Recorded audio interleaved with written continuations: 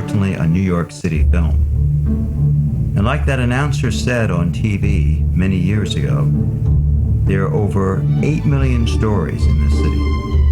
Well, maybe 9 million now. And Barriers is certainly one of them. And certainly David Sharple's elegant cinematography gives it that city look. Yet another reason that makes our film uniquely New York is that it is one that centers around some African American families.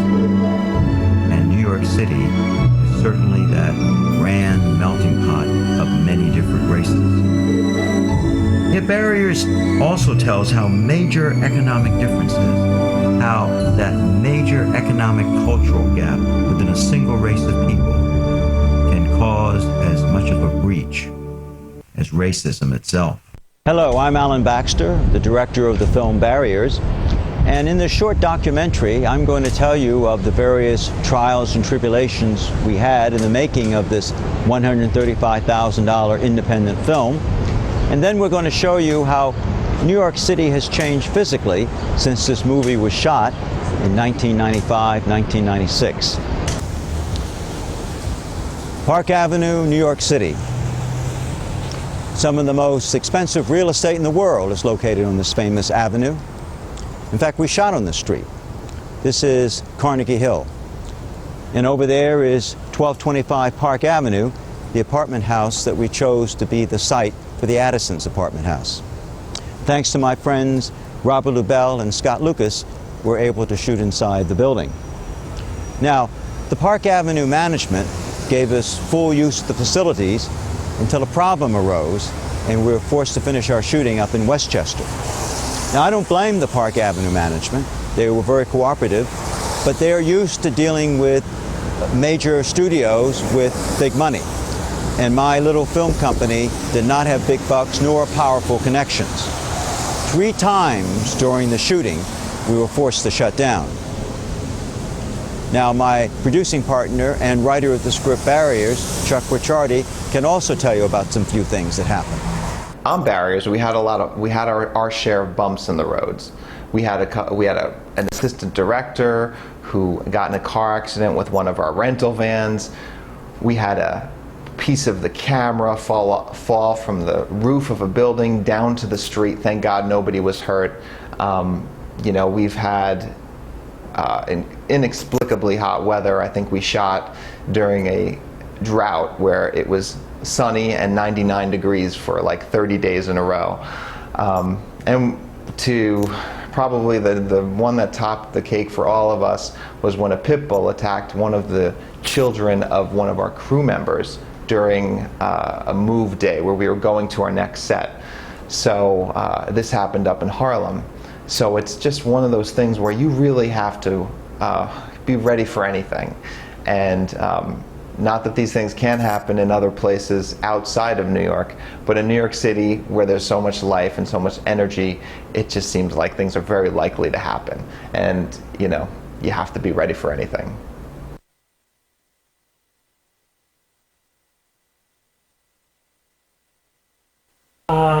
Barriers was a very important step in the Dare to Dream, Dare to Repair program because it had brought the language alive to being filmed, and the textbook became our curriculum.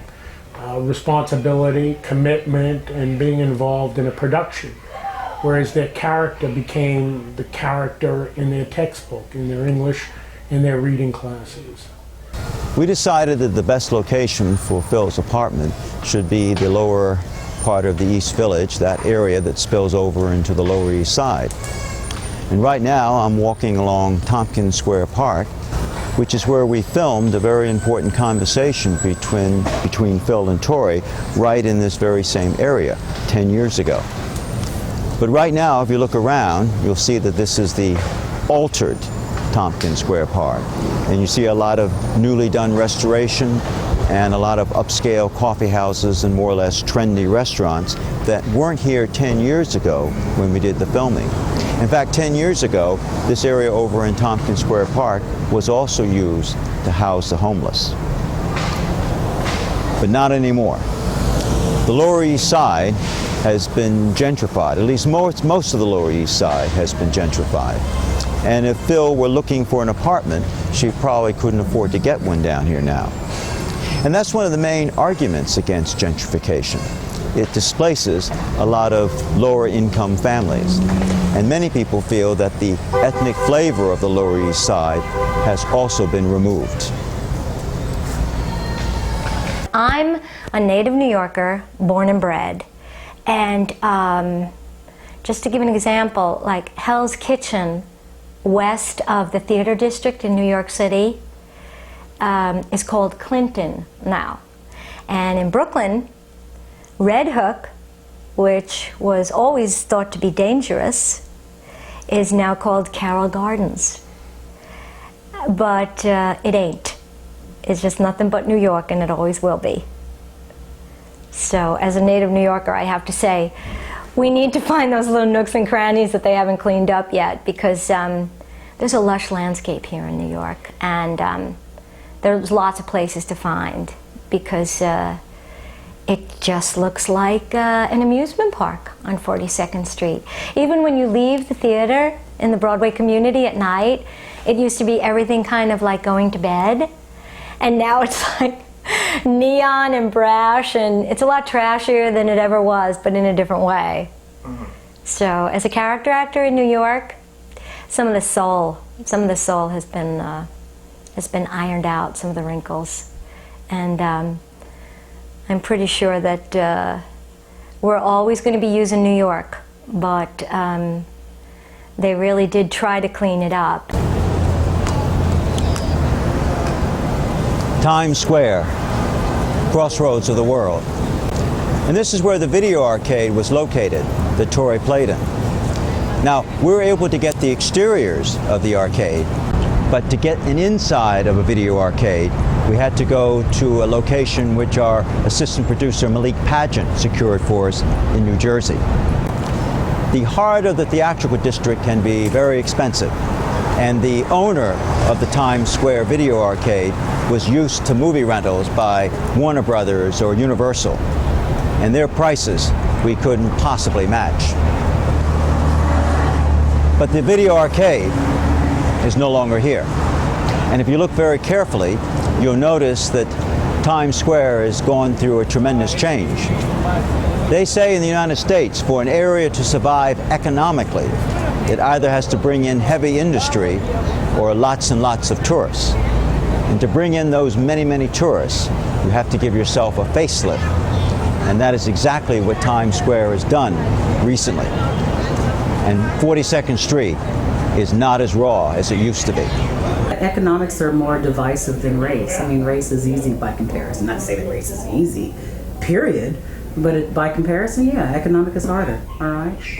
And I would say that it's not impossible. What barriers does, though, is it teases you. You think that these two boys, Torrey and Snake, are going to get it together, but as the movie rolls along, you just really start to lose hope that they could ever make it past that otherness. And they don't. They don't make it. There are too many factors involved that go beyond the two of them and their personalities and their love for each other. There's such a respect and love between these two boys, but you discover in the movie, as in life, that it's not enough. Many years ago, if you were a poor family, a welfare family, and you had to live modestly in Manhattan, you would probably live further uptown, like in Harlem. And that's where Snake's family lived, and that's where I'm talking from today. Now, as a director, I insisted that we capture some of the slum areas of Harlem, and we did. We spent about 2 or 3 days shooting in Harlem, and there was one incident with one of the crew members that caused us to shut down early, but we made it through. But back in 1995, it was very natural for a welfare family to live up in East Harlem, but not anymore.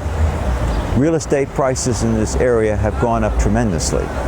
Harlem has been gentrified. In fact, Snake's family probably wouldn't be able to afford to live here today. And 125th Street is undergoing a facelift. Right, I live in the famous Sugar Hill area of Harlem. Which is Edgecombe, and it's changing. It's changing. Which is more of an expensive area now, right? Oh yeah, oh yeah. And they warned me that when I first took the apartment on Edgecombe, around 145th Street. They told me, sign a 2-year lease, like hint, hint. Yeah. And it has changed. I mean, in Barriers, you see the two boys, Snake, and it's like everything is split because of the geography of the neighborhoods. But that's changed. We have the same people in the same basic area of Harlem, including East Harlem, and you can see it walking down the street that there's so much of a economic divide between people. And it's sad because it also becomes a social divide where people don't quite trust each other. It's like, what's this person doing in my neighborhood? How can I live in this neighborhood and watch my own neighborhood sort of change its face in such a short space of time? That's how it feels.